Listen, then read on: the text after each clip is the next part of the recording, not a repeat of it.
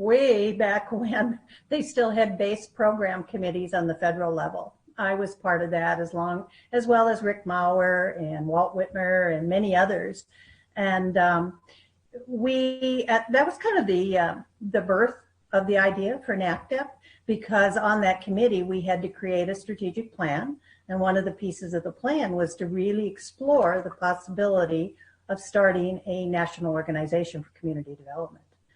And so since I was in on the beginning part of this, and really very passionate about community development and creating a way for people that work in that arena, extension professionals that wanted to get together to network, to share research, to share knowledge, that we really didn't have a way to do that. So it was just time for this to happen.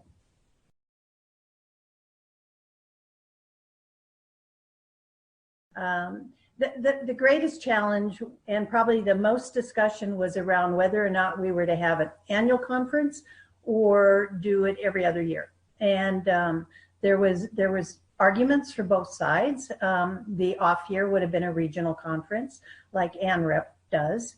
But there was also a very strong feeling that to have a strong, healthy organization, we needed to, at least in the beginning, to meet annually. And so that's what we did. That was probably the biggest discussion item that we had.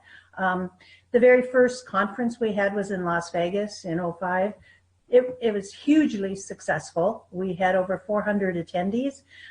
So a lot of time was spent that first year just in notifying people as to what the conference was, what we intended it to accomplish, and that it would have been our very first annual meeting.